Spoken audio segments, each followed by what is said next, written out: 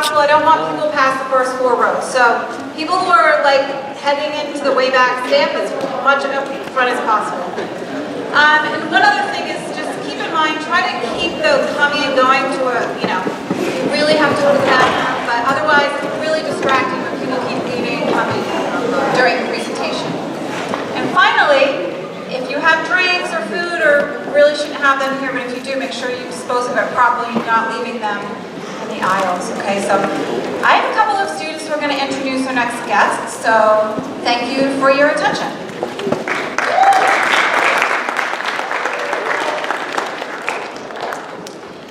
Hey guys, hope you are enjoying day 2 of Earth Week. Before we begin, the Earth Club would like to thank Ms. Ferrante for arranging different panels, videos, and guest speakers for each block this week. She has dedicated a lot of time into Earth Week and after school during our meetings, and we greatly appreciate her efforts. Yeah, Ms. Ferrante!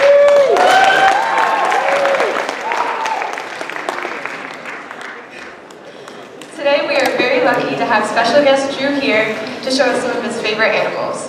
Drew has been interested with and working with animals since he was very young. He studied biology, chemistry, and botany, and went on to own and operate a pet store, become an animal rehabilitator to find unwanted or injured animals' homes, and has written many informational articles in magazines, while remaining an educational technician and merit badge counselor. Everyone please welcome Drew and his animals. Thank you, everybody. Thank you. So a little further introduction, as they said, I am Drew. These are a few of my animals. I have an education center in Lewiston that we have set up with over 150 animals. Basically, my job is to take in what the Humane Society want. If you've been to the Humane Society, they got cats and dogs, right? They got rabbits and guinea pigs, ferrets and chinchillas. They have hamsters and gerbils. They have cute and fluffy. My animals eat cute and fluffy. So I take in things that are creepy and crawly, but I do it with reason. Not just only pure fascination and passion. I do it because one of the biggest reasons is, besides the fact the shelters won't take them in, is I don't want people letting them go. Maine woods belong to Maine animals. They don't belong to exotic animals. And that's what I work with. I work with exotic animals. I work with animals that come from all over the world. I just happen to work with the stuff that's creepy and crawly. Now, one of the things I do is go around to schools and places to explain why they're not bad animals. A lot of people have impressions about my animals as being bad, and they're not bad. They actually serve a purpose. Everything does. We might not like it, that doesn't make it bad. We might be scared of it, that doesn't make it bad. We might not like what it does, like for example a skunk spraying it, you don't like that. That doesn't make the skunk bad. It serves a purpose. So I go around explaining these things. So I work with the state of Maine. I help make some of the laws. I act as a consultant. If you've ever seen Northwood Law on TV, I work with those guys. If you've ever been to Two Haven or Maine Wildlife Park or York Animal Kingdom, I work with those guys. So I work with a lot of people in the state regarding these animals. I found a need for where I'm at to do what I do. So we take in all kinds of stuff. Most of the time it's neglected, abused, unwanted. Some cases it's been abused in the sense of we had a snake, Jesus passed away. We had a snake that was set on fire because somebody thought that would be funny. So we take in some pretty bad cases sometimes. Maine has the most restrictive laws in the United States when it comes to owning pets, which means you can't just keep anything. We have a lot of laws and a lot of things. We're kind of different than all other states in how we do it, and we're also trying to be proactive rather than reactive. How many of you heard about like the Burmese python in Florida, right? Have you heard of that? Big problem, invasive species, lots of theories on how they got there, obviously humans, no matter what. But, you know, Maine is trying to be proactive to prevent that from happening. So I work with the state doing that. So I work with everything from reptiles, amphibians, and invertebrates, which is all your things without backbones. We do have some venomous stuff, we do have some stuff that, you know, again, people aren't supposed to have. But, again, everything serves a purpose. So these guys right here I want to start off with. Oh, this I heard already. These guys here are quite amazing, misunderstood. Oh no, it's running away.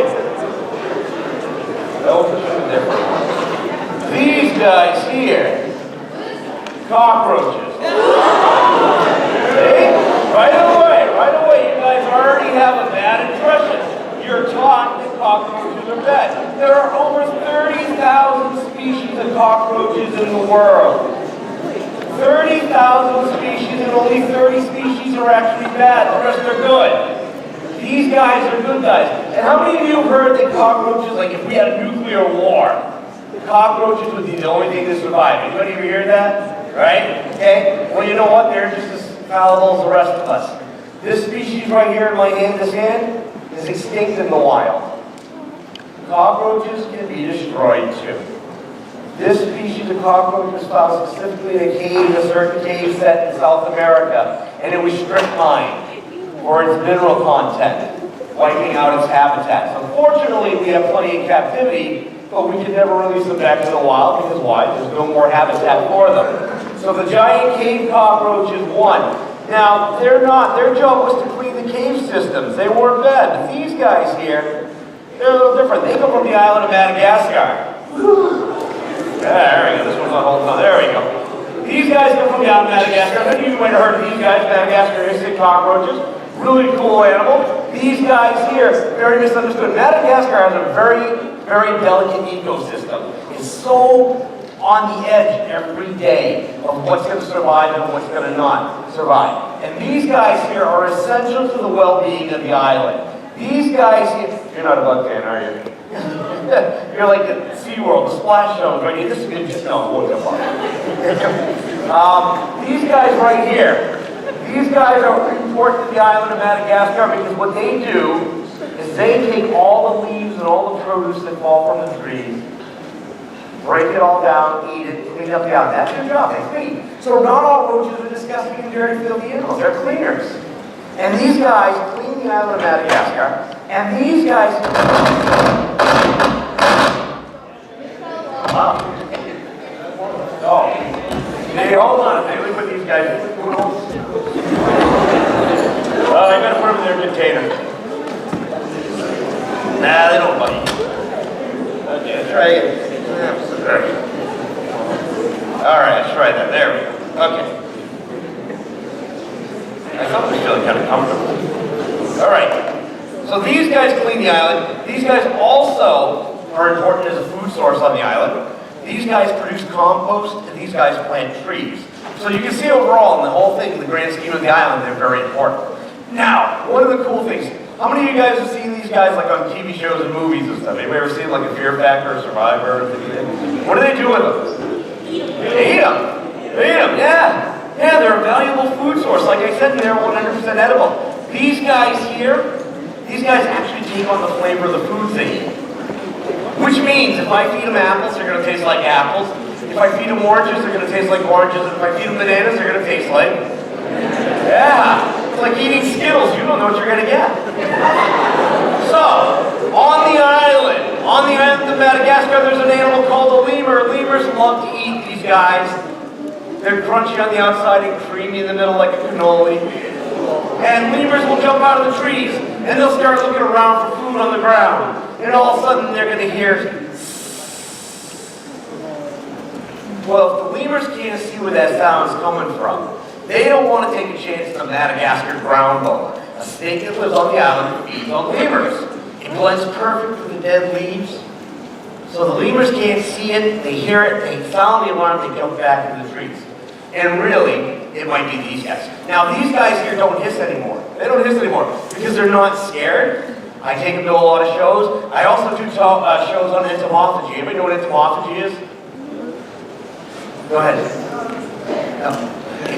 Entomophagy is eating insects. Oh, wow. I do whole presentations on that. And that's one of the reasons I raise insects. I'm the only person in Lewiston, Maine that'll brag about raising 9 species of cockroaches. Nobody else will say that. And I raise them for human consumption as well as feeding my animals. You can literally take these guys and just...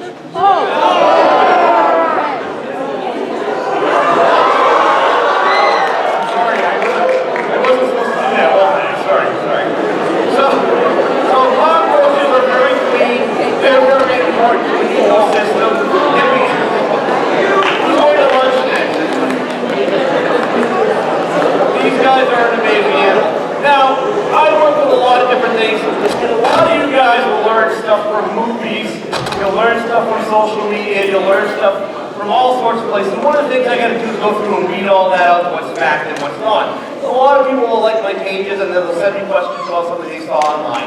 I go through and tell them whether it's true or not. This is one animal that a lot of people don't understand, and that is spiders. Spiders as a whole. These guys are amazing animals. These guys are so misunderstood and one of the most important animals on this planet. We need spiders. If every spider were to die tomorrow, the planet is no longer have any spiders on it. The human race would have 1 year to live. 1 year, maybe less, maybe more, but around 1 year. Insects take up 84% of animal life on this planet. That means if you took all the reptiles, all the mammals, all the birds, all the fish, all the worms, all the crustaceans, you took everything, you just put it in one big pile. Insects would still outnumber everything else. And even insects are suffering right now. When I was a kid, I used to be able to go catch fireflies. They used to be calling, and I still do it. I actually still go out and catch fireflies, put them in the jar next to my bed for the night. I've been doing it since I was a kid. But fireflies are actually now an endangered species. So things are changing. Things are changing dramatically. You guys are going to have a big impact on that, hopefully for good. Now, these guys here are so important. Like I said, without them, we wouldn't be here. We need them. They don't need us. And everything you've ever learned about spiders is probably wrong. These guys have no intentions of harming us. They don't want to bother us. They have everything you see, movies show them running and jumping on people, dropping from ceilings, and climbing up, and some of you are already going through. Right? And they attack you, they jump on you, and whatever. People step on it in the movies, and the spiders lift up, they lift up their foot, the spider's like, that ain't gonna happen. These guys are incredibly docile. They wait for food to come to them. There are a few species that do hunt, but most wait for their food to come to them. So they're a very patient animal. They'll wait. They won't jump on you. You can walk up to a spider's web and it's not going to jump in your face. They don't chase you, and they don't drop down on you. Now this is a Chilean rose here, tarantula, and I was already asked if it's venomous. Yes, it is. It is venomous. She has fangs. She can bite, but she will not. They only bite things they're going to eat. She doesn't want to eat me. She doesn't want to bite me. She can't even waste her time. Venom is too precious. So, she's not going to bite. That's one thing people understand. The other thing is, if she was on the ceiling and she dropped on me, right? You know what would happen if she hits the floor? Or even at this height, if I throw her down? She would break like an egg and die. So these guys are incredibly delicate. They're not indestructible. They're very important. And they're very shy. So imagine these guys here. If you held out your hand, she would touch you with one foot and pull it away. And she might touch you again, but she'll pull it back. She might touch you one more time, leave your hand right there. She might go, all right. What she's actually doing is she's a brown spider. She smells with her feet. She smells with her feet. It's a pretty cool thing. So imagine this. You guys go home tonight, spaghetti for supper. You take the plate of spaghetti, you put it on the floor. Take off your shoes, take off your socks, and you put it on the floor, right? Spaghetti. And you're like, wow, that smells good. Smelling their feet, but you guys get smelly feet. So they're not an aggressive animal, they're not a dangerous animal. Even in venomous spiders, truly, truly highly venomous, dangerous stuff, are not out to get us. When they bite, it's in defense. I have black widows at my center I raise. I treat them with respect. That's the key thing, respect. And with that respect, I know what I'm watching for. But they're not out to get me. They're very calm. I tell them. You know, same thing with scorpions. I tell them very good at scorpions. They're very calm. When they feel threatened when they're going to bite. It's all defensive. It's not aggressive. They're scared. They might bite. That's all, again, defensive. Now, and respect is a big thing with any animal. I don't care what the animal is, cat, dog, frog, anything. If you are going to respect an animal, think of this. You respect an animal, you start respecting its environment, you start respecting its environment, you're respecting yourself because their environment's our environment. And that's the problem right now. Their environment's going very quickly, and we're doing nothing much about it. So respecting them is what is a lot, takes you a long ways, and you're less likely. Now, I've been bitten by a tarantula before. It hurts, but her venom is so mild, it's not dangerous, unless you're allergic to bees. She would rather defend herself with her hair. Her hair is how she protects herself. The animal might come up behind her, and that would eat her. And what she's going to do is take her back 2 legs, she's going to go on her abdomen and flick hairs in the face of the animal. And those hairs, have you ever got the splinter in your hand, you can't see it, but you can feel it? Imagine having 100 of those, yeah, fiberglass. Imagine having 100 of those things in your eyes. Yeah, that's how she protects herself. She doesn't want to bite. Now, females, she's 14 years old. She came from the Wyndham High School, and she can live up to 20 plus years. The boys live up to 5 years. You know why? Girls are smarter than boys. That's why. You guys, as soon as you learn that, the better off you're being trusted.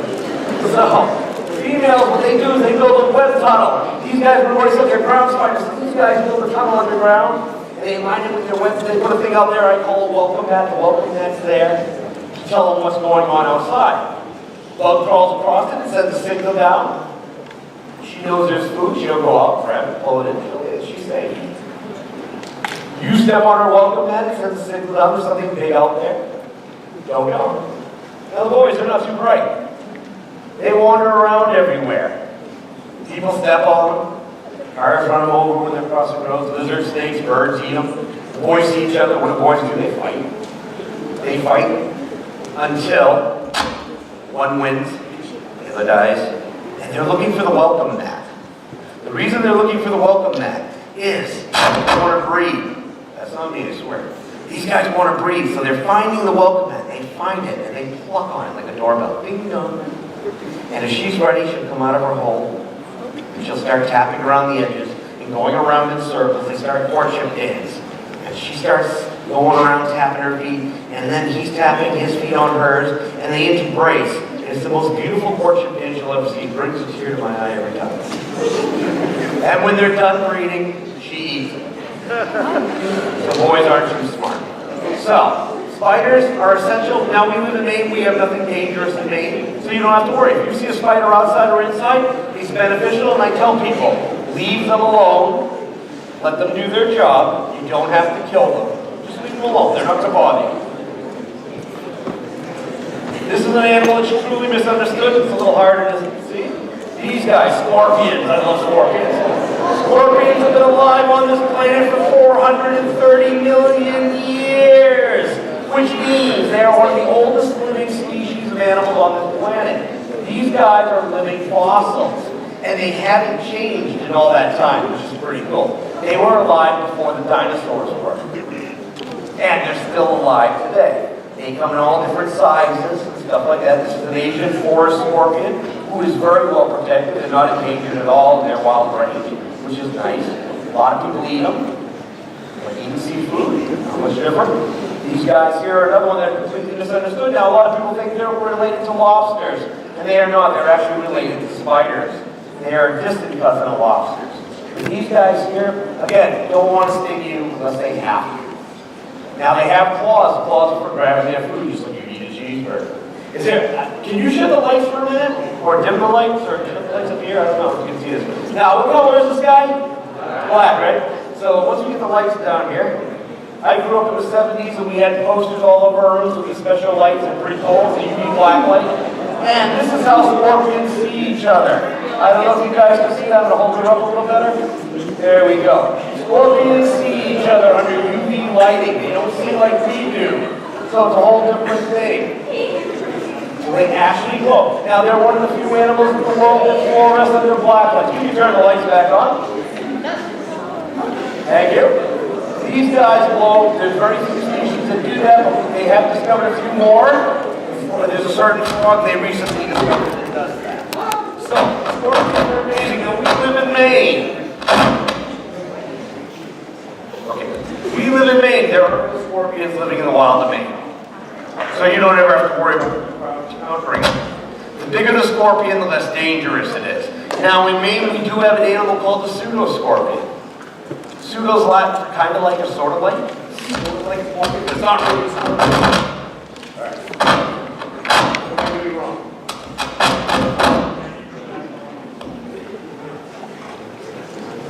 Yeah, it's not doing anything back there.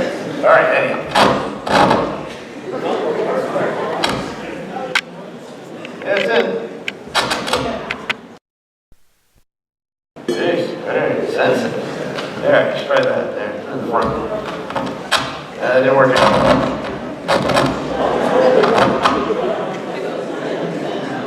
All right.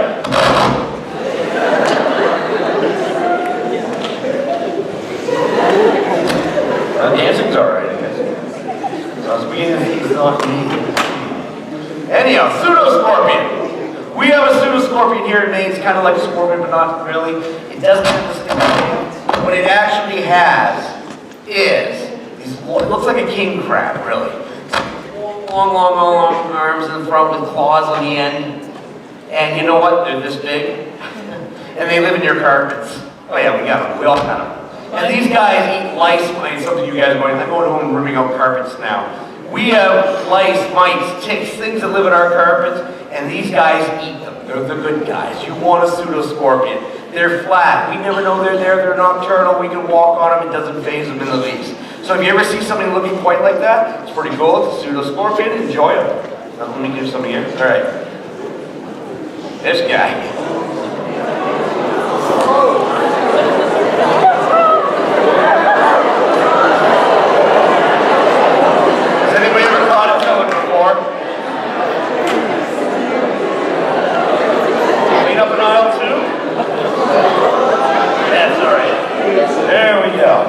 Put a diaper on him.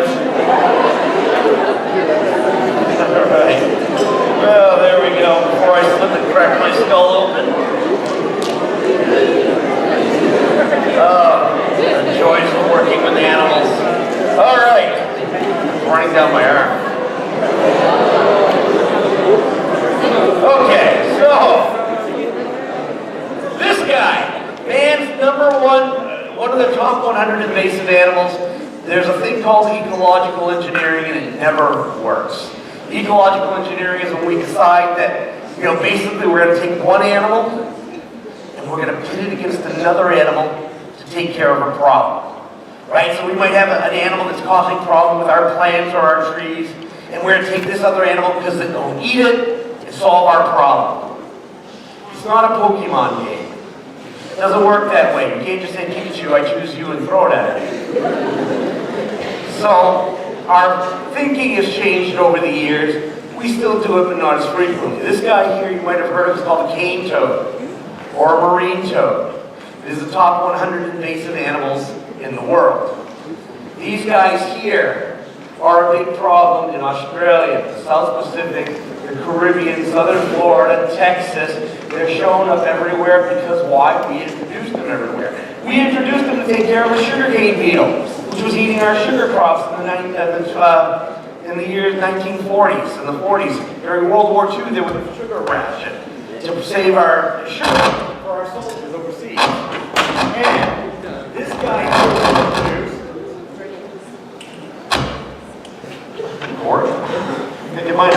This guy here was introduced to eat the sugarcane beetle, called marine toads. And these guys eat a lot. They eat anything and everything. So these guys here are perfect. They'll take care of the cane beetles. Well, the sugar cane grew, and the beetles were up here, and the toads were down here. They never met each other. And these guys started eating everything. Now, they only started with 100 on each sugar plantation. They were just going to try it out with 100 toads, see what happened. It failed miserably. So they said, well, we'll try something else. Meanwhile, nobody was able to find the toads, and they started breeding. They were eating everything, including the animals that were eating the sugarcane beetles, and they were causing more harm than good. And that's the problem with an invasive species. It adapts readily and does a lot of harm to an ecosystem. These guys here started reproducing in large numbers. They outcompeted native animals. These guys, most frogs lay 2,000 eggs. These guys lay 20,000 eggs. So they easily outnumbered the native animals. They started eating the native animals. These guys get to about 2 pounds. At this size right here, if a dog eats it, the dog would die. At full size, 2 pounds of saltwater crocodile would die. They're so poisonous. Their poison is also in their tadpoles and their eggs, so nothing can stop them. In South America, where they live, animals have adapted, and there's a check and balance system. But elsewhere in the world, nature hasn't figured out how to balance them out yet. So these guys here are wreaking havoc everywhere. Now, how many of you heard the story about the Princess and the Frog, right? And not the Walt Disney version. Fairy tales were told to children to teach them a very valuable lesson, a very important story. And original fairy tales were actually very, very scary. People died. Matter of fact, 2 brothers, the Grimm brothers, they took these stories from all these cultures and they wrote them in book form, because these stories were told by mouth. They put them in a book form, and it's called the Grimm Tales. And now the word Grimm means dark and ominous. The story, Princess and the Frog, she kisses the frog and becomes a prince, right? Kind of a weird story to tell children. Well, what happened here was she got a little bit of poison on her lips. And that poison affected her brain, causing hallucinations. She started seeing things. And that's why the story was told, was to tell children, frogs don't kiss frogs or toads. This toad is actually considered a narcotic in the United States. This is treated like a drug. This thing can kill people.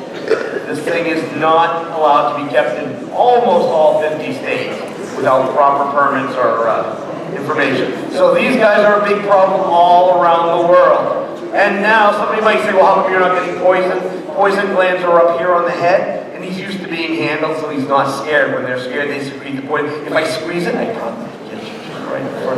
Squeeze it's like a zit breaking, just right out, and that poison can really wreak some havoc on you. And there's only one animal in the United States that actually figured out how to eat these guys.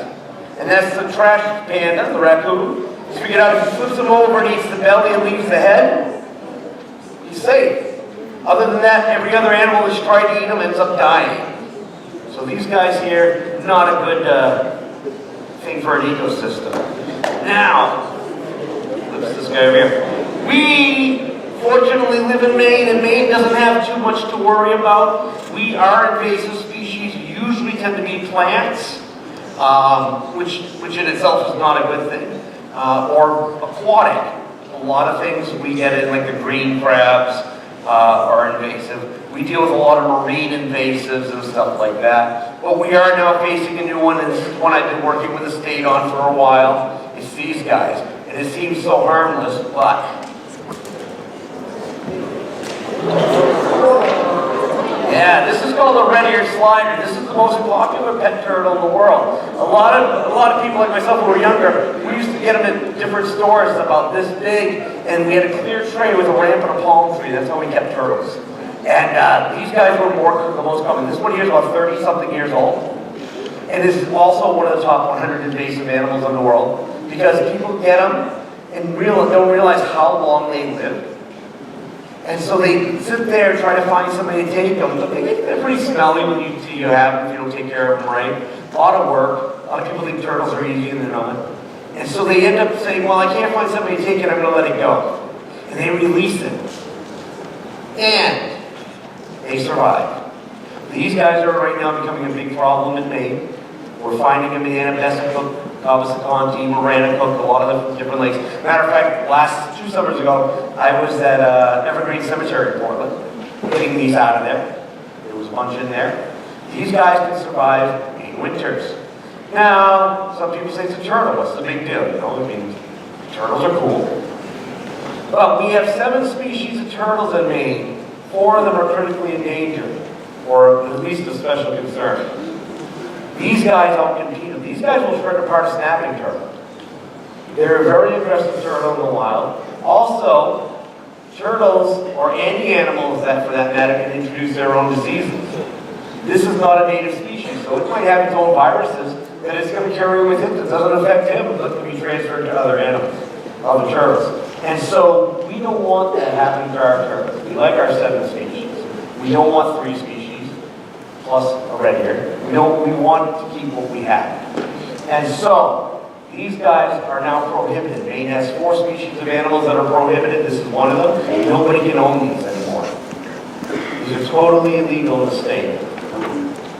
The other 4 animals is actually the Xenopus frog, or what we call the African clawed frog, which is often used in research, and that's something we're going to talk about in a moment.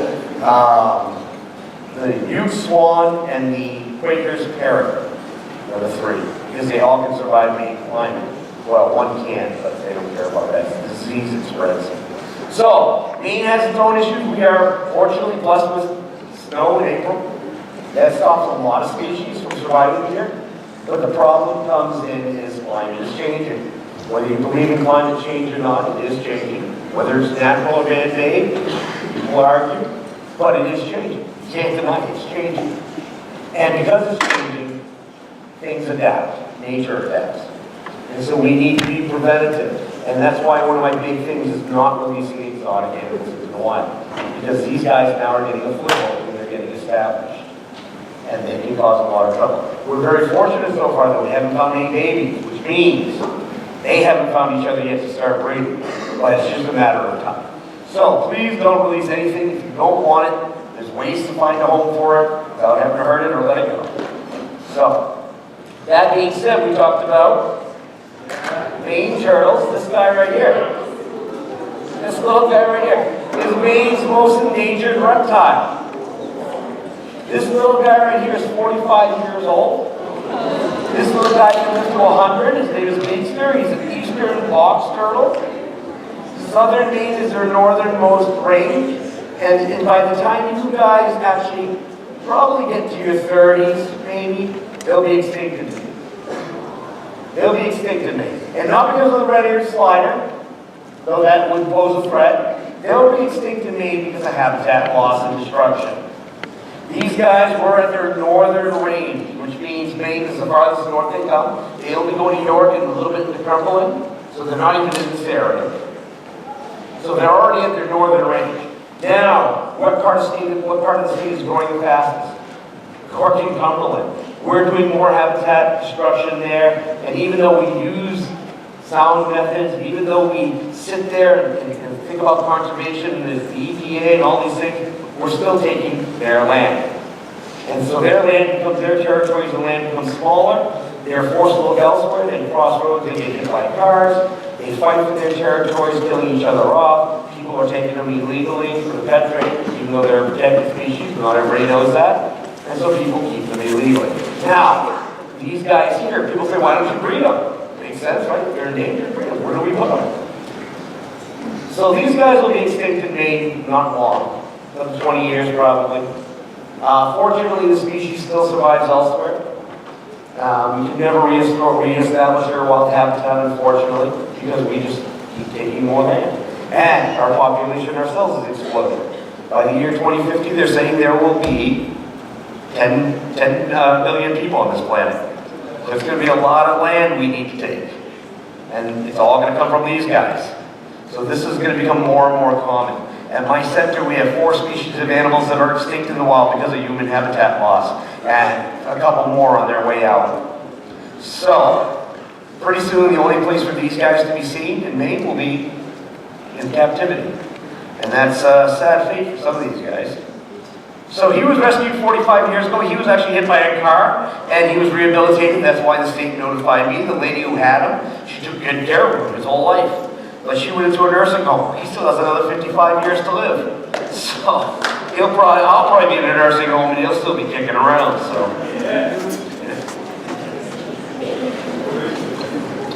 now I say not that long ago, but for you guys, what didn't even happen, or you weren't even here. 1995. This little guy. It is, isn't it? This little guy right here. Before 1995, this is called the New Caledonian crested gecko. Before 1995, they were extinct, or believed to be extinct. There was none left. They thought they were gone. They haven't seen them in over 50 years. They just chalked them off as extinct, wiped out, gone. This guy's a success story. It's a little different than most animals. Sometimes they'll post something online, you'll see a story about an animal they rediscovered, and they put it out there, and we're all happy. But what we don't realize, that good news is dollar signs for somebody else. That good news, wow, new species. That means somebody out there is going to want it, and will pay top dollar to get it, to be the only one that has it. And that's what's happening now with rhinoceros. People are paying top dollar to get their horn, so we're going to kill the whole animal just for a horn. Elephants, we're going to kill a whole animal. Some people get all upset with the circus being done, right? Circus bad to their elephants. 1930s, I would have said yes. Not so much. They're getting killed in their native habitat for 2 teeth, 2 tusks. They're getting killed just for 2 tusks. And this guy here is a success story. They didn't tell anybody they discovered them again. They kept it quiet. They kept it really quiet. They basically got these guys, started collecting what they could find, They started breeding them. They started breeding them, and they started releasing them back into the wild. Rather than telling anybody, they were keeping documentation in journals, and they released them back into the wild, and then they started giving them to zoos. Zoos started breeding them, and then eventually they started releasing them into the pet industry. Because they said, you know what, if there's a value or a market or a group of people that may actually help them, it's the pet industry. Years ago, the pet industry was the worst thing for animals. They took whatever they could get. Now they're more conservation-minded, and they take these animals and breed them. Money involved, you can breed something and make a few bucks, sure. When these first came out in 1995, when they rediscovered them, they were $6,500 a pair. Now you can buy them for 30 bucks each. So they come down, there's more in captivity than there is in the wild. So by breeding them and not telling anybody they existed, they saved them from going completely extinct. They took out the value of them. Because now there was nobody out there going, well, I want one, because everybody's got them. So this was a success story. This little guy, now he's missing a tail. Back in the 1800s, early 1800s, Linnaeus was a biologist, thought there were two different species. One with a tail and one without. And it wasn't that. These guys lose their tail, they don't grow back. He lost his, dog ate it, because he was climbing up a wall, and the dog jumped up and grabbed it. Before this happened, before we got him. This was many years ago. And they don't grow back. So not all lizards grow their tail back. His name is Booger, because he's sticky. He's soft to touch, but his feet are sticky. So we call him Booger. And a flick him from finger to finger, So these guys are one of the few success stories out there of something that can be saved by humans. Humans have done wonders with many animals. You guys are too young to remember the 1970s. American alligator was on the verge of extinction. We changed our practices, our laws, and now they're like everybody's swimming pool. They're a nuisance. And so we can fix our mistakes, our past problems. Sorry, buddy. This guy now is found in Florida. Florida's a hot spot. Florida's a hot spot for invasives because why? They breed a lot of animals there. Because it's warm. It's terrible to breed in Maine. Maine's a terrible place to breed animals. Because we have heat and electric bills, and it's cold and it's miserable here. It's April. It shouldn't be snowing right now. But it is. And so Florida's a hot spot. Florida is fantastic for breeding. And so things happen in Florida. There's over 5 species of exotic animals now living in Florida that don't belong in. Oh, you put that away. Stop it. That's why we're holding it at arm's length.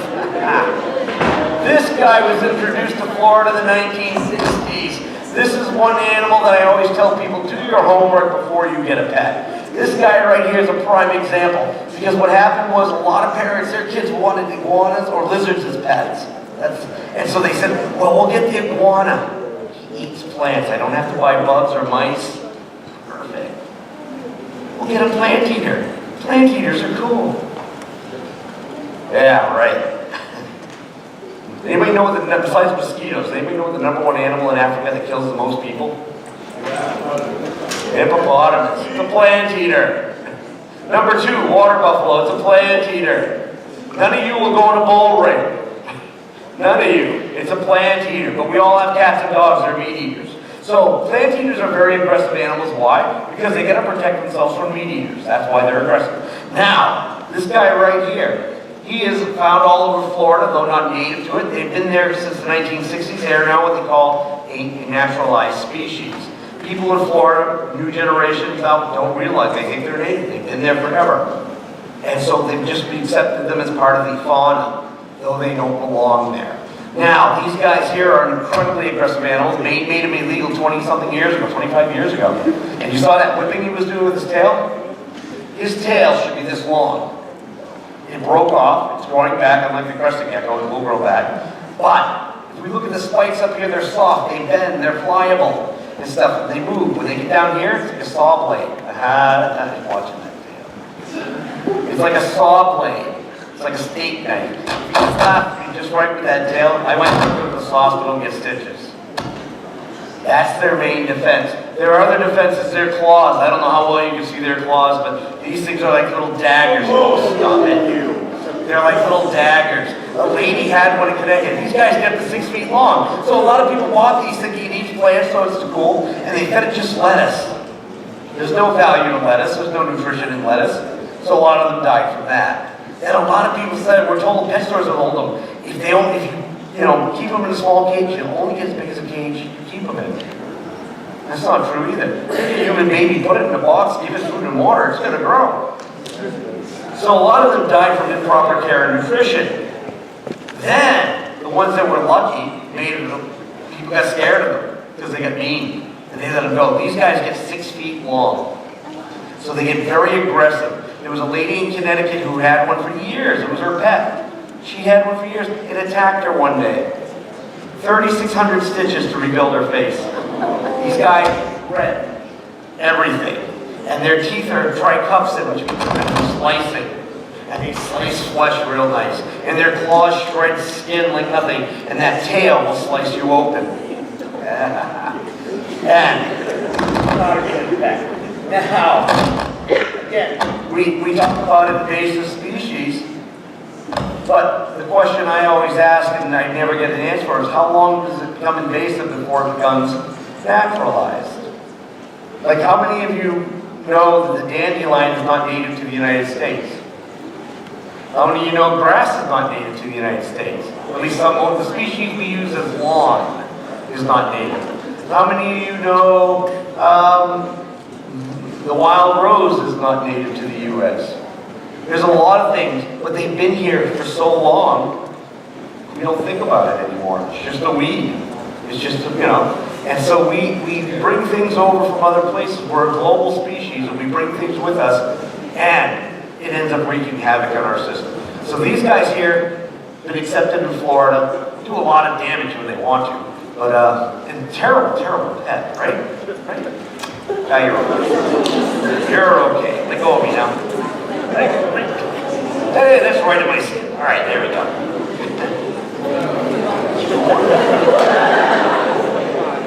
No.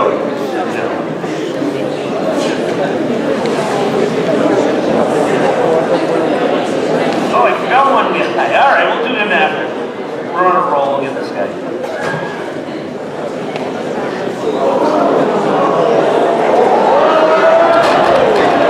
Florida's newest problem. This is Florida's biggest problem right now. How many of you have heard about the Burmese python in Florida? Right?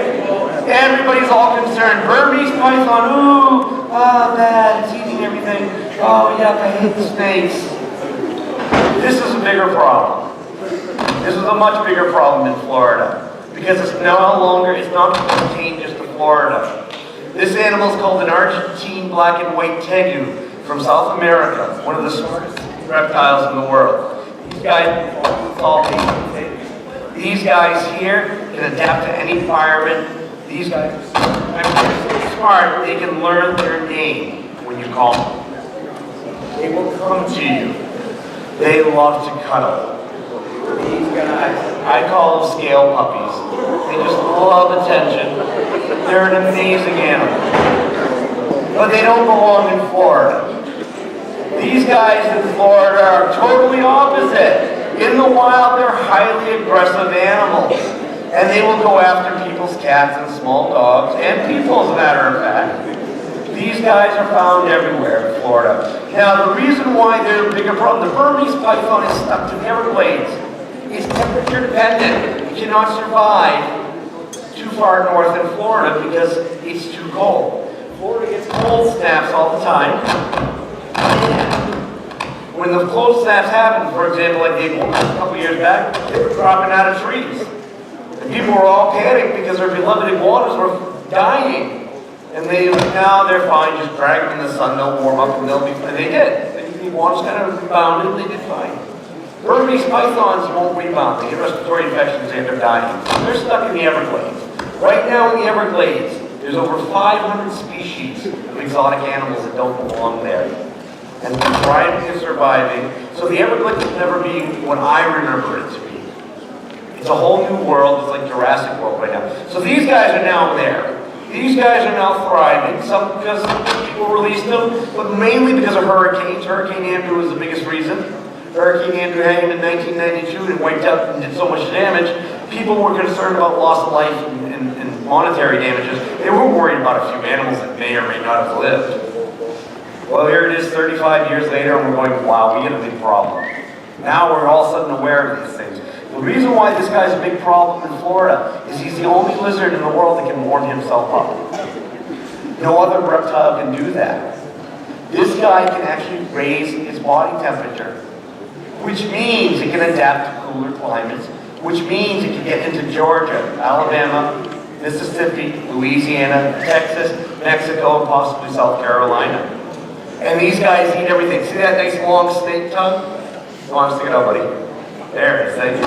That long snake tongue, fork, he tells them everything.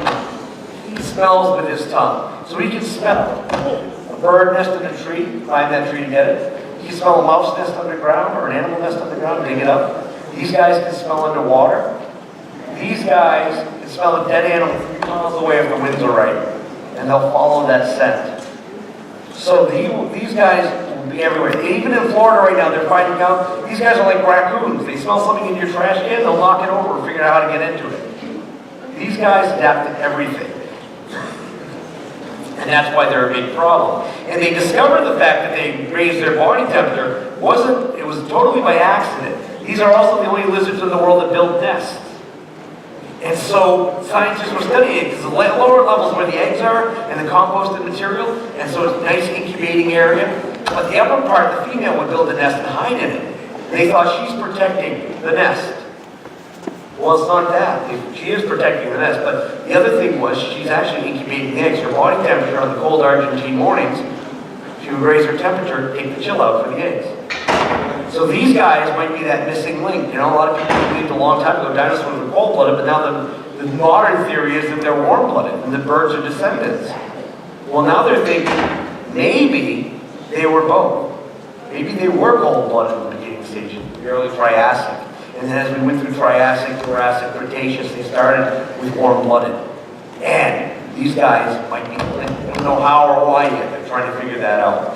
So these guys are amazing. You can actually put them on a leash and take them for a walk. You can sit on the floor, crisscross, pat your legs, they'll come to you. They're just an amazing animal. Great in captivity. But having one of these as a pet means you're going to spend $50 or more a week in groceries. They do require a big cage, and they require a lot of attention. Because if you don't pay attention to them, they will become a wild animal. So, amazing thing. Now these guys are also, one advantage I always say with an invasive species is find a way to eat it or find a use for it. And a lot of people think that's terrible, but it's true. If it's invasive, it doesn't belong. So how do we get rid of something that doesn't belong when it's got a good foothold? We eat it. If we can find a way to make a recipe out of that thing that people like, we're going to eat it. That's the way to do it. Wild pig is another one that we're finding. Feral pigs and we're doing all kinds of things with them. But this guy here, they're hunting for their skin. They make wallets and purses out of them. He feels like a football or basketball. If I could go around each one of you and let you feel that, you'd be amazed. These guys here, it's like the coolest feeling skin, and you can't help but hold them and find yourself rocking and petting them. It's like therapeutic. It's like,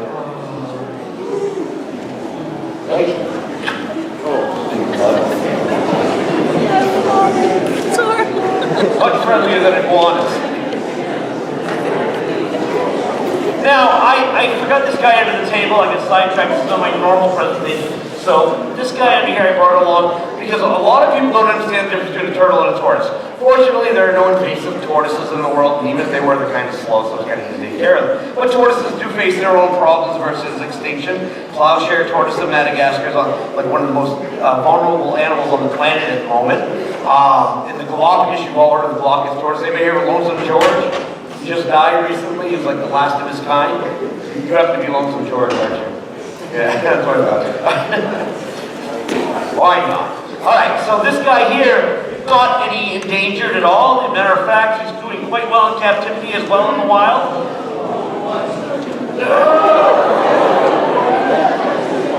This is some kind of tortoise. It is a third in the world. Grown, it will be over 200 pounds and live over 150 years. Right now he is 35 years old and he's about 40 pounds. So, I'm going to take this guy and spin him sideways. Look at that shell, isn't that cool? That shell is so cool, right? That's 35 years of neglect. That shell right there is all deformed, and it hadn't gotten worse and would not be able to walk. That shell occurred because the guy, he spent his whole life in the basement. I gotta put him down. He's like 40 pounds and a blow a deltoid muscle in.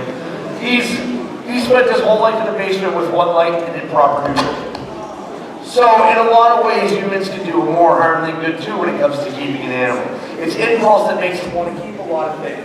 A lot of times we say, oh, I want that, but we don't find anything out about it. And so we impulsively just take something without thinking about it. Or, you know, it's Easter time. I'm going to get an Easter bunny for my kids. What a good idea. Only to find out it's a lot of work. Or whatever. I saw a video on YouTube of a parrot doing these things, how I want a parrot. Worst pet in the world. So 35 years this guy has been neglected. I can't fix him. I can stop him from getting worse, which I've done. But I can't fix his problems. So we have several like this. These are illegal in Maine, so that is your responsibility to find out laws, what's legal and what's not. But he's illegal in Maine. The state of Maine says, what are you going to do with an animal that lives longer than you? Let's be real. You know? Well, I'll leave it in my will. I'll leave it to my kids. Well, your kids don't want it. You don't even have kids yet, so how do you know who you're leaving it to? And then, on top of that, what if your kids live on a 122nd floor on a New York skyrise and they can't have a 200-pound tortoise? Or, what if your kids are homeless? You don't know. You don't know. So is it fair to the turtle, or is it fair to your kids or you? It's not fair to anybody. Now this is a tortoise. Come here, buddy. This way. Yeah. This is a tortoise, and if you don't know the difference, a turtle and a tortoise are the same. They are related, but they are different animals. We don't have tortoises in Maine, but turtles can swim, tortoises can't. That's it in a nutshell. That is it. So these guys here cannot swim. But in Africa, where he lives, all right, use your legs to lift. In Africa, where he lives, lion cubs will practice hunting on them. And lion cubs will slowly, because lion cubs are going to grow up someday and hunt a zebra, right? Or a wildebeest, and it has to know how to hunt. So, lion cub slowly sneaks up behind this guy and will pounce on him. He'll put his head inside his shell and walk his head off. And right here, this is all keratin. And keratin is what his shell is made of as well. You all have keratin. You have 10 turtle shells on your fingers, 10 turtle shells on your toes, and your hair is made of shredded turtle shell. That's what keratin is. Same thing. They cannot come out of their shell. It grows with them their entire life. Their spine follows their shell. So if we look at this guy, how bumpy he is, it's called pyramid. His spine goes up and then down, back up, down, back down, sinks and comes back around and goes out. That is amazing. He still walks. So these guys here, so he hides inside his shell. Back in, excuse me, okay. He hides inside his shell, and the lion cub is pouncing on him and jumping around and rolling around and having fun. Lion cub gets bored, walks away. He pops his head back out. He looks around. If it's safe, he goes back to eating. That's what these guys do. They just eat. Now, an elephant will never step on this guy. This is like stepping on a Lego with bare feet. So an elephant will just take his big trunk and push him right out of the way, or scoop him up and move him, but they won't step on him. So these guys get pushed around. All the meerkats like to ride on them too, because it's like a step stool. It's like, hey, it's a little higher. Like, hey, buddy, this way. You know? So meerkats will use these guys too. There's only two animals that can hurt them, humans and hyenas. Hyenas like this size can actually crush your shell. He should be bigger than he is, but because of that neglect, he's not. So, not a good pet in Maine, because you can't really keep him outside year-round like you can in other states. Oh, he's heavy. So tortoises, again, can't swim. Now,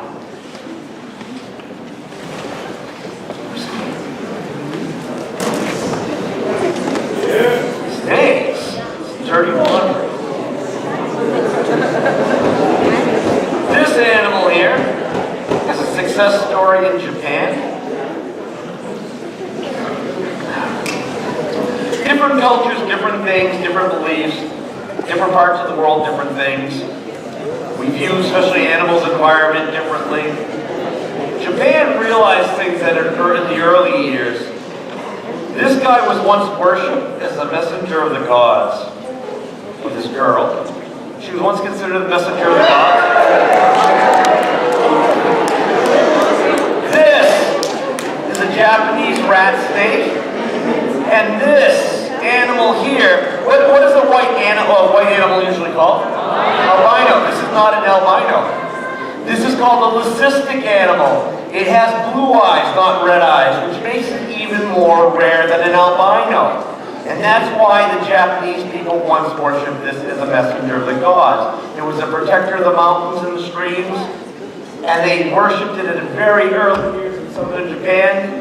And as time went on in the 1920s, they actually set up a national park when it wasn't cool to save animals, just for this one. And it's still there to this day. Now, two people in southern Japan might get married and might get this as a wedding gift. They might get this, but they're not to keep it. They must release it back to the earth. By giving the snake back to the earth will bless their marriage. So this animal is very much revered, and it was never really endangered because in Japan there are no predators, natural predators. Few birds of prey, but nothing to damage the population. So this guy can spread its genes. And albinism doesn't usually survive because you can see a white animal cannot hide. So they got wiped out quickly, but in Japan, with predators, the gene could keep passing. And that's why it was fairly common in Japan to see these guys. Or not as common as the regular coloration, but still, more so. And it wasn't until the introduction of cats, house cats, became a big problem in causing their demise in a lot of other species around the world. House cats are the #1 threat to any native wildlife anywhere. So, in Japan, these guys were worshipped. These guys are still treated with respect and reverence today and stuff. Now, a lot of people are scared of snakes. We have no dangerous snakes to worry about. We have 9 species. 1 is endangered. The rest are fine. And we have nothing dangerous and making to hurt you. So you don't have to worry about that. We're good there. Nothing venomous that'll kill you. And if you see a snake coming at you, this is how you handle the situation. Snake is coming at you, right? So you take your right hand, put it on your right hip. You take your left hand, you put it on your left hip, and take a step aside. That's it. They're not after you. Snakes don't chase people. They don't go after people. They don't bother people. Can they kill people? Some species can, but it's rare. More people get killed by faulty vending machines. More people get killed by coconuts. More people get killed by lightning or milking cows. Snakes very rarely bother people. Now, today we have a snake called eastern milk snake. One eastern milk snake can eat 400,000 snakes in a season. They're good. We need them. They're a beneficial animal. So, snakes have been proven to reduce diseases. Snakes have been proven to reduce pests and to prevent house fires. Yes, house fires. Well, let me tell you how. Okay, so what happens is, house burns down, right? Fire marshal comes in, determines cause of fire. He has to figure out, was it arson? Was it, poor wiring, faulty wiring? Someone who didn't work to code, faulty product? What was it? He determines the cause of fire to be rodents chewing wires. Now, that in itself, that could happen anywhere, but how do snakes fit in? Well, they found that places like Alaska, for example, it happens all the time. Alaska doesn't have snakes to keep the population in check. Now, places like Arizona, New Mexico, Texas.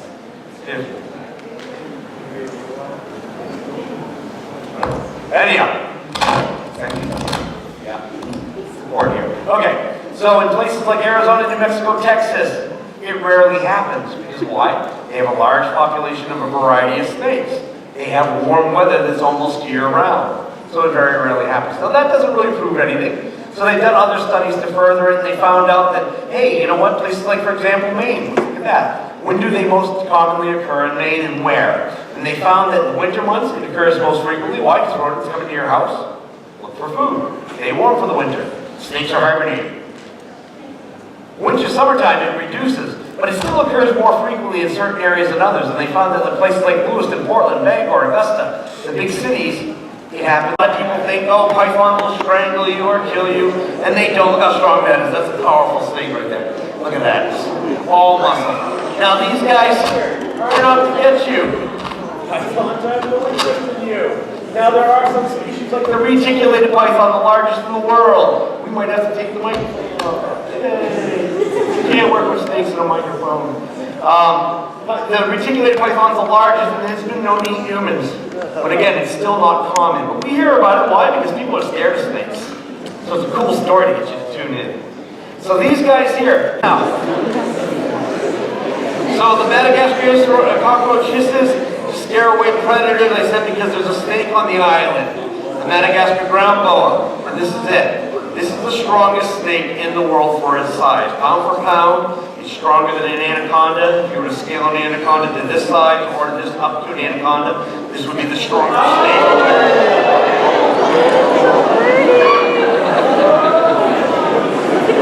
Now you can see the coloration is meant for camouflage. These guys spend their time in the jungle forest. They're a short, stocky snake. If you looked at the python, he was long and slender, and he could wrap around. This one has a very short, stocky tail. She doesn't like being up high.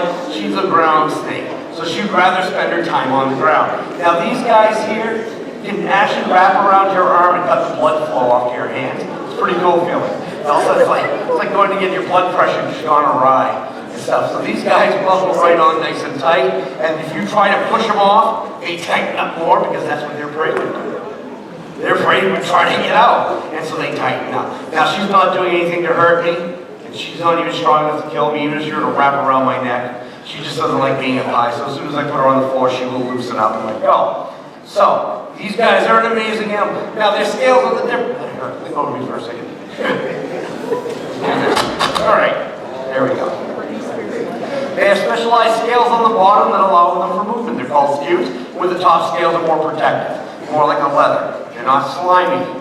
So these guys here, again, like the tiger lizard, use their tongue to smell, and they're not out to get anybody. So snakes don't hunt down people and kill them. They don't go after them. They're not going to bite you. They'll leave you alone if you leave them alone. So these guys are amazing. This thing can actually eat something 3 times thicker than the biggest part of its body. So that's how they can eat a lemur. This little head can expand and separate, and the skin can It's an amazing process to watch. These guys are just amazing, incredibly gentle and docile. Too many people kill them for no reason. Every year in Texas, they have roundups where they go and they pour gasoline and kerosene into dead snake dens into the ground, which environmentally isn't good to start with. But these guys do that. They get all the snakes, flush them right out of the holes. Then they'll take a bunch of them, they'll throw them in a freezer to cool them down. And then what they do is, when they're kind of in their hibernation state, they sew their mouths shut. That way they can bring them to these roundups and people can have their picture taken holding a live rattlesnake. Then they take the rest of them, they cut their heads off, clean their bodies, skin the hides, make belts and all stuff out of their skin. They'll mount the heads in poly resin with the mouth open, fangs out. They put all the blood in buckets and then his paint barrels on the wall. And this is accepted in Texas, in Alabama, Oklahoma, and a lot of states. They accept this. What's that? Yeah. Midland, Texas, and Sweetwater. Sweetwater is the biggest one. They do it the most. And they do this because they call it conservation. Because in Texas, the only good rattlesnake is a dead rattlesnake. So to show how important snakes are to an ecosystem, every year in Midland, Texas, at Midland, Texas Hospital, what happens is, right after the roundups, right after the rodeos, what happens is, about 2 months later, outbreaks of bubonic plague occur. People start getting sick from the bubonic plague, which a lot of people think is gone, but it's not. Because what happens is the rodent population explodes, and when the rodent population increases, the fleas start increasing. And to this day, they'll deny any tie-in together. Snakes keep that population in check for them. So I tell people, you don't have to like them, don't kill them. You don't want them, don't get a shovel and smash them. Take a hose. They'll go away. They're not going to stick around. Snakes aren't big homebodies. They don't usually stay in one spot. They go where the food's at. And again, we have nothing in Maine to worry about. So there's no reason to kill them. They're a vital part. And a lot of people get mad at me. Feral cats. I'm not a fan of feral cats whatsoever. They do more harm than good. People have no problem killing snakes, but heaven forbid if you mention killing a feral cat. Ooh, that's bad. Yeah, people get very, it's emotional. We like cats. We We don't like snakes. When my snake that I had was set on fire, it didn't make news because it wasn't newsworthy. Had it been a dog, it would have gone national. So it's one's perception about this. And we need to be aware of all life. Like I mentioned, it's about respect. And the more we respect nature, we're going to respect, the animals, we're going to respect the environment, we're going to respect ourselves. And that's what it really comes down to, is just respecting them. And realizing that they all serve a purpose, good or bad, whether we like it or not, they're here for a reason. And it doesn't mean we can do what we want with them. So, these guys are just, my hand's starting white. Yes, you've got me. Now comes the fun part. Let me get her up.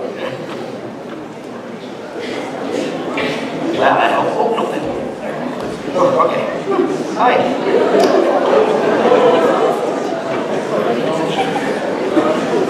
All right, there we go. So, put this here. So, in close, I'm going to take some questions, but I want to say a couple of things before I end up and then taking questions. Is one, if you guys get pets or have pets, you guys are going to be at the point now you're old enough to buy your own things, and you might say, yeah, I'm going to go out and get this top thing. Am I going to college? Am I going to further? Where am I heading? Because these guys live long lives, so if you're going to get a pet, learn as much as you can first, and think about everything. Think about every aspect of this animal, because I don't want to end up with more. Sorry, if I get out of a job because people are taking care of their animals properly, I'm okay with that. And if you guys have pets now that you don't know what to do with, you have to get rid of them for whatever reason. Even if it's an animal I don't take, if you reach out to me, I can help you I can point you in the right direction. I know enough people throughout the U.S. I can help you find a home for the animal. Just never ever release them into the woods, or into a lake, or a pond, or whatever. Maine woods, Maine animals, these guys, domestic, exotic, don't belong. And the last thing, I'm challenging everybody in this room to something. I want you guys to do this every day for the rest of your life. It's a very simple concept, and I believe keeping things simple is the way to solve a lot of answers. So this is my simple solution to this big, big problem. Every day I want everybody in this room to pick up one piece of trash outside. That's it. One piece. You're going into the gas station, you're going into the grocery store, whatever, you see a piece, pick it up, throw it away. Trash can's right at the front. One piece every day. There's 7.5 billion people on this planet. If everybody picked up one piece every day, that's 7.5 billion pieces of trash. If everybody picks up one piece every day for 1 year, that's 2,737,500,000,000 pieces of trash in 1 year. If we pick up one piece of trash today, all of us pick up one piece today, we're guaranteeing tomorrow's going to be better. It's a simple solution. One piece. All right, I'll take some questions now. If anybody's got questions about what I do or something in general, anything at all?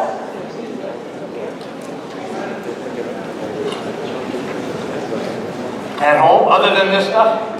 Well, like I said, we have over 150 animals. They used to all be in my house. Yeah, it was. And now at home, we're down to a couple cats, a couple of dogs, and there's a couple of birds that don't like people. So it's a little more manageable. And if you want to include my kids and father-in-law, there's a few more animals there. But yeah, we're getting down. So now they're all the animals are moved out into a bigger place. That gives me a little more room to go home and go, I can relax. So. Yes? Are all of your animals in captivity? Yes, I can't say 100%. I would say 99% of my animals are captive bred. Even the ones that are extinct or endangered in the wild, they're captive bred. That box turtle was wild caught 45 years ago. The 45 years ago, they weren't endangered either. But he's been in captivity so long that we can't release him because there's no place to let him go to. So, but most, yeah, I encourage captive breed. Actually, I was going to bring a snake today, a Hog Island boa constrictor, who's was believed to be extinct. They found a small population, and I was going to bring him in. I have a male and female. I was going to bring him in and just explain about the Hog Islands. And the cool thing was, they were a couple. They were locked together, which means they're trying to breed. And I was like, ooh, endangered species breeding, yay! So I wasn't going to bring him. I was like, sorry guys, I need you. We let them stay at home and do their thing. So it's kind of cool. And we'll register them and try to get them out back to the wild. how long, I'm sorry, say that one more time. It depends on how, the question was how much does it cost yearly to take care of a python? It depends on the species, but feeding wise is cheap. Because most pythons, like I've had a ball python go 9 months without eating. That's a pretty good way to save money. But you feed them once a month, so you're looking maybe $7 to $12. You know, for a good healthy python, once or twice a month, so, you know, 20 bucks, and then electricity is a variable. So you really don't spend, compared to a dog, it's much cheaper, you know. But again, it's a longevity. You can have 40 years with a python. You won't have 40 years with a dog. So, you know, it balances out in the long run, I guess. Any other questions? Really, nothing. Question here. So I don't know if there's anything else you'd like to go over.